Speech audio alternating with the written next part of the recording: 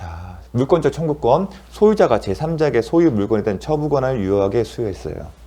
자, 소유권에는 사용, 수의, 처분 권한인데 거기 처분 권한을 줬어요. 처분 권한 제3자에게 소유자가 제3자에게 뭘 줬다? 처분 권한을 줬어요. 처분 권한을 그 준 것만으로 이 사람이 소유권을 상실하냐? 그걸 묻는 거예요. 처분 권한만 준 것만으로서는 소유권을 상실하지 않습니다. 여전히 이 사람이 소유자예요. 제3자의 처분 권한을 주었다더라도 소유자이기 때문에 물권적 청구권을 행사할 수 있는 거예요. 다만 제3자가 이 처분 권한을 가지고 하고서 목적물을 매각했어요. 누군가에게 A에게 넘겼어요. 그럼 등기를 해줬다는 얘기예요. 처분 권한에 의해서 등기를 해주면 이 사람이 소유자다. 이 사람이 소유자가 되면 그때 가서 비로소 이 사람이 소유권을 상실하는 거예요. 그러니까 이 처분 권한을 갖고 있는 제3자가 처분이 있으면 그때는 소유권이 있지만 처분이 없으면 처분 권한을 준 것만으로 이 사람이 소유권을 상실하는 것은 아니다. 그걸 묻는 겁니다. 그래서 없더라도 소유자는 제3자 이해자에 대해 소유권에 관한 물권적 행사할 없다? 아니다. 정말 처분권 제한을 받지 않으므로 물권적 청구권을 갖는다. 나올 만한 지문입니다. 잘 기억을 해주십시오. 자, 점유. 상속에 의하여 점유권을 취득한 상속인은 새로운 권한에 의하여 자기 고유의 점유를 개시하지 않는 한, 이게 가로고, 피상속인의 점유를 떠나 자기만의 점유를 주장할 수 없다. 자, 점유는 승계를 받게 되면, 점유 승계가 이루어지면 점유를 분리해서 자신의 점유만을 주장할 수 있거나 아니면 종전 점유자의 점유와 함께 할 수 있다. 이게 점유 분리 병합이 있어요. 그런데 상속의 경우에는 점유 분리 아니고 점유 병합만 한다.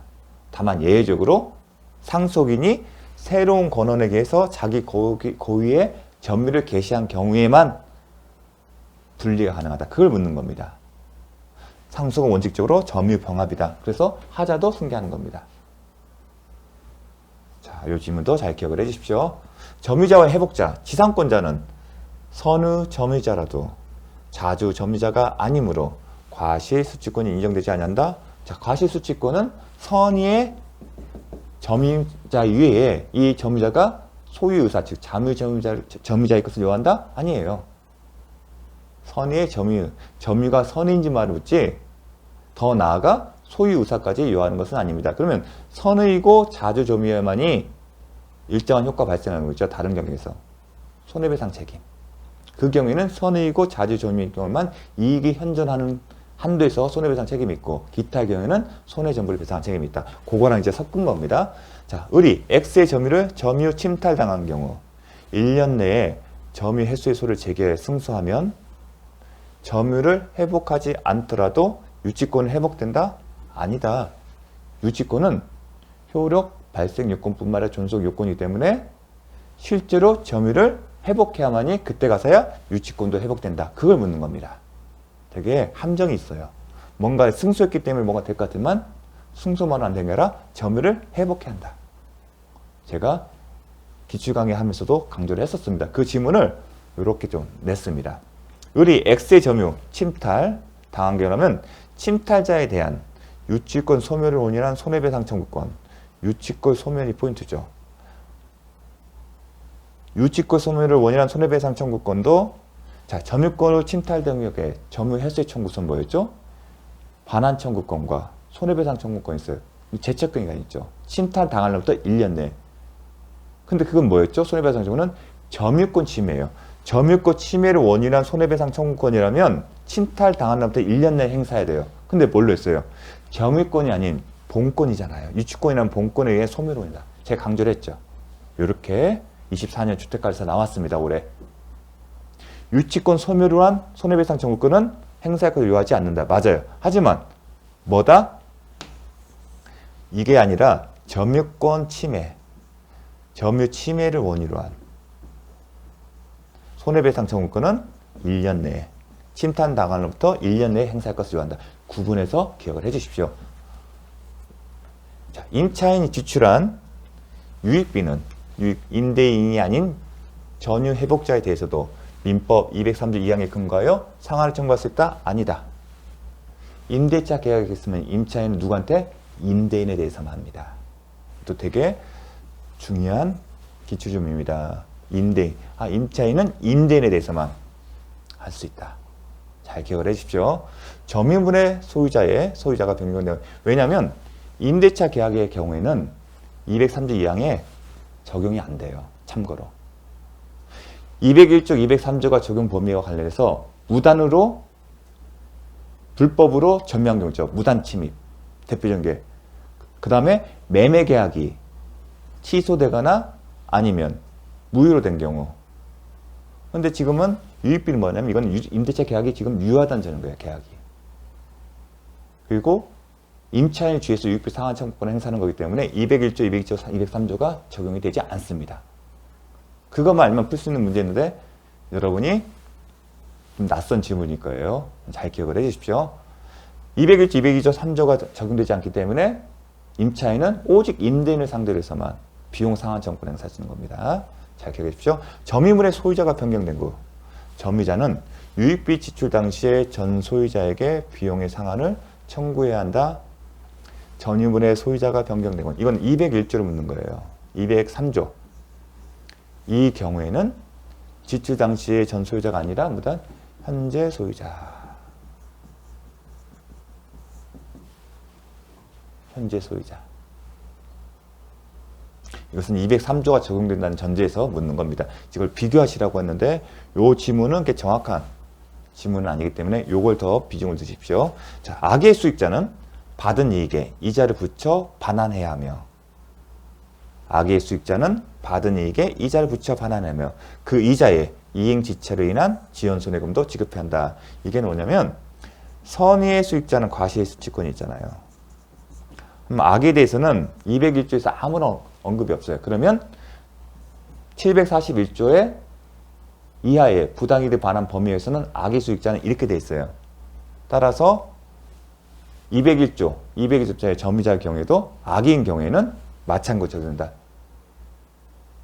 그거 기억나십니까? 기출문제 항목에 그걸 묻는 겁니다. 이 이익은 이자를 붙인데 이 이자는 부당이익입니다.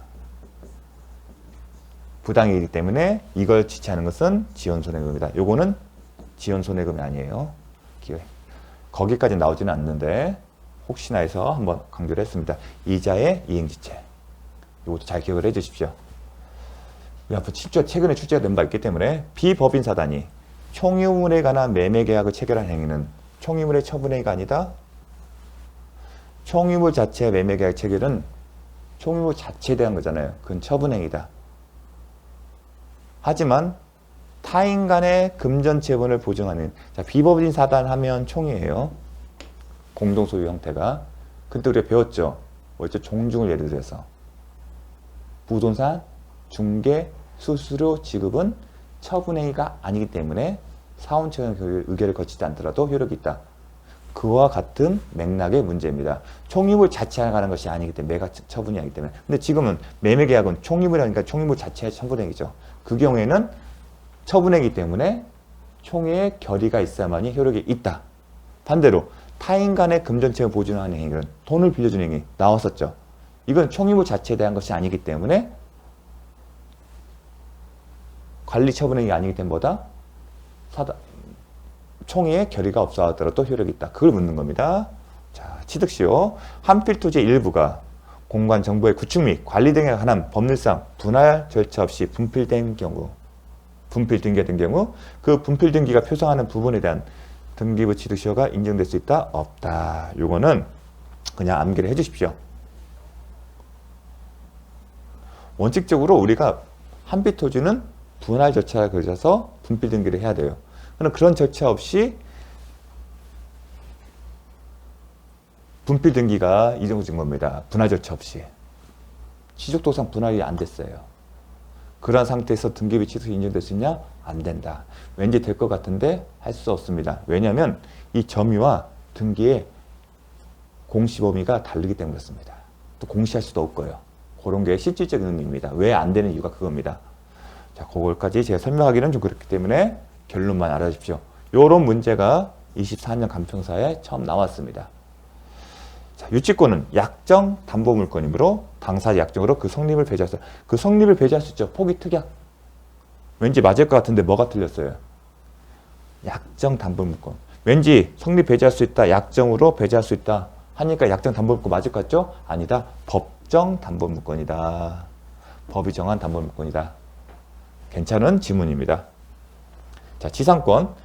갑은 을에 대한 채권을 담보하기 위해서 을 소유의 X토지에 관하여 저당권을 취득하였다. 그 후 담보가치 하락을 막기 위하여 을의 X에 대한 사용 수익권을 배제하지 않는 지상권을 취득하였다. 이게 뭐예요? 담보지상권 문제잖아요. 담보지상권에 관한 설명으로 옳지 않는 것은, 자, 갑의 지상권의 피담보 채무는 존재하지 않는다. 맞는 지문이다. 왜냐하면 비록 담보지상권이지만 그 성격이 담보지상권에서 저당권을 바뀌는 게 아니잖아요. 그래서 피담보 채무는 존재하지 않는다. 갑의 채권이 시효로 소멸하면 목적이 달성한 거잖아요. 그러면 지상권도 소멸한다. 갑의 채권들의 변제도로 만족을 소멸하면 지상권도 소멸한다. 우리가 요 지문은 많이 봐왔죠. 근데 요게 특이하죠. 잘 기억을 해주십시오. 자, 4번 제3자가 갑에게 대항할 수 있는 권한 없이 제3자가 갑에게 저당권자에게 대항할 수, 담보지상권자자, 이 사람이 지금 저당권자이고 담보지상권자예요. 대항할 수 있는 권한 없이 X의 건물을 신축하는 경우 갑은 그 축조의 중지를 요구할 수 있다. 이게 의미 있는 판례입니다. 사실은. 근데 공인중개 시험에서는 전적으로 다뤄지지 않는데 지상권이나 저당권에서 뭐가 있죠? 물권지 청구권 있잖아요. 저당권은 214조, 지상권은 213조, 214조 있어요. 그 물권적 청구권 행사의 일환은 뭐냐면 건물, 건축 중지를 요구할 수 있습니다. 요게 사실은 실무적 의미가 있습니다. 5번 제3자가 X를 점유 사용하는 경우 갑은 지상권 침해를 위해 손해배상 청구할 수 있다? 못한다. 제가 강조를 했죠. 왜냐하면 지상권 침해에서 손해배상은 뭐예요? 점유 사용 수익을 못하게 만드는 거잖아요. 자기가 사용 수익 할 수 있는 것을 못하게 만들었을 때 차임 상당의 손해배상 청구를 쓰는데 담보지상권의 경우에는 애시당 쪽 사용 수익을 전제를 하지 않습니다. 따라서 사용 수익을 할 수 없는 상태이기 때문에 그게 침해될 염려가 없는 겁니다. 손해라는 걸 발생할 수 없습니다. 뭘로 한다? 그럼 저당권 침해라는 겁니다. 침해를 위해 손해배상 청구를 할 수 있습니다. 교환가치가 뭐 떨어졌거나 그랬을 경우에는. 그러니까 지상권 침해를 위해는 손해배상 청구할 수 없다. 자, 요거를 잘 기억을 해주십시오. 제가 우리 누누이 강조했습니다. 담보지상권에서는 요 지문 자체가 중요하죠. 자, 정말 괜찮은 내용입니다. 유역지의 공유자 중 1인에 대한 지역권 소멸 시효 중단은 소멸을 막는 거잖아요. 그러면 다른 공유자에게도 효력이 있겠죠. 공유자 좋은 거잖아요. 취득하면 취득하고 소멸을 금지하기로는 소멸 금지하고요. 반면에 점유를 한 지역권 취득 시효 중단은 지역권을 지금 취득하고 있는 중이에요. 시효가 지금 진행됩니다. 그걸 중단, 누가? 승역지 소유자가 중단시키는 거예요. 그 경우는 어떻게 된다? 모든 경유지에 대한 사유가 아니면 효력이 없다. 왜요? 한 사람에 대한 취득 중단은 그 상대방과 사이에서만. 취득시효 중단의 효과를 누군가요? 공유자 중에 자, A, B, C 공유자가 있는데 현재 취득시효를 하고 있어요. 근데 이 사람에 대해서만 취득시효 중단했어요. 그러면 중단의 효과는 이 사람에게 있는 거예요. 그 얘기는 이 사람이 취득시효는 계속 가는 거예요. 그러면 이 사람이 취득하게 되면 나머지도 취득하잖아요. 그래서 모든 공유자에 대한 사유가 아니면 효력이 없는 겁니다. 그런 좀 설명을 드렸습니다. 저당권, 을명의 저당권이 설정되어 있는 갑소유의 X토지에 저당권이 설정되어 있는 갑소유의 X토지에 갑소유 을 저당권, 그런 다음에 갑소유의 X토지에 건물이 들었어요. 그럼 딱 가면 이제 일괄근무의 청구권이네요. 그죠? 저당권이 실행된 경우에 관한 설명으로 옳은 것을 모두 고른 것은 갑이 Y 건물을 신축한 경우 누가 했어요? 저당권 설정자가 하는 거잖아요. 일괄견멸 청구권은 갑이 나대지 상태에서 건물이 없는 상태에서 토지에 대해 저당권을 설정했고 그 이후에 저당권 설정자가 건물을 신축한 경우 그 저당권자는 의무사항이 아니라 자신의 선택에 따라 갑에 대해서만 토지에 대해서만 할 수 있고 아니면 건물에 대해서도 경매를 청구할 수 있다. 그게 일가 경매 청구입니다. 을은 Y 건물에 대한 경매도 함께 신청할 수 있으나 Y 건물의 경매 대가에서 우선 변제를 받을 수는 없다. 맞는 지문이죠. 니은 Y 건물을 갑이 건축가했으나 경매 당시 제3자의 도운 경우는 이런 경우는 안 된다. 을은 Y 건물에 대한 경매도 함께 신청할 수 있다. 못한다. 이미 타인 소유이기 때문에 일가 경매 청구권은 여전히 토지 소유자와 동일한 사람이 합니다. 세 번째, Y 건물이 X 토지의 지상권자인 병에 의해서 건축되었다가 이미 봤죠. 원칙적으로는 누가 저당권 설정자인 갑이 신축을 해야 돼요. 이 부분이 안 맞아요. 하지만 뭐가 지금 눈에 띄죠? 갑이 그 건물의 소유권 취득했어요. 그럼 경매를 실행할 당시 누가 소유했다? 토지 소유자인 갑이 소유하겠다. 이 경우에는 대법원 판례는 인정하는 게 지금 특징이죠. 법물에는 저당권 설정자가 신축이라는 표현이 있지만 그걸 확대해서 한 겁니다. 일가 경매 청구를 인정한 취지에 비춰서 그래서 제가 강조했었죠. 그것 때문에 다시 한번 본 겁니다. 을은 함께 신청할 수 있다. 이것도 맞는 지문입니다. 잘 기억을 하십시오. 근저당권을 설정한 이후 피담보채권이 확정되기 전에 근저당권 설정. 자, 피담보채권이 확정되기 전에 채무자를 변경할 수 있다. 기억나십니까? 그래서 이해관계인 승낙 없이 채무자를 변경할 수 있어요. 왜냐하면 확정되기 전이기 때문에 근저당 설정자와 근저당권자 합의로 채무자를 추가할 경우에는 특별한 사정에 의한 이해관계 승낙을 받아야 한다? 그렇지 않다. 이해관계 승낙 없이 변경할 수 있다. 추가할 수도 있고요. 저당 목적물이 제3자에게 양도된 후 저당권자가 저당 목적물을 압류만 하더라도 그 목적물의 과실에 관하여 제3취득자에게 대항할 수 있다. 자, 우리가 저당권의 피담보채권의 효력에 미치는 범위에 관련해서 과실은 기본적으로 뭐다? 효력이 없어요. 하지만 압류가 되는 자, 경매 개시 결정 등기 이후에는 발생한 과실 아니면 압류 이후에 설정자 취득한 과실에 대해서는 뭐다? 저당권 효력이 발생합니다. 다만 그 목적물이 제3자에게 양도됐어요. 그럼 저당권 설정자와 소유자가 달라진 거죠. 그 경우에는 뭐다? 통지를 해야 합니다. 통지를 해야만이 3취득자에게 당할 수 있다. 이것도 잘 기억해 두십시오. 통지를 합니다. 통지. 누구에게? 제3취득자에게. 제3자에게 양도되는 제3취득자예요. 그러면 저당권 설정자와 제3취득자가 다른 경우, 이 경우에는 뭐다? 효력이 미치는데 다만 통지를 해야만이 제3취득자에게 대항할 수 있다. 그게 법조문에 있습니다. 그거를 이렇게 바꾼 거예요. 그래서 잘 기억을 해 두십시오. 자, 근저당권 잠시 쉬었다 하겠습니다.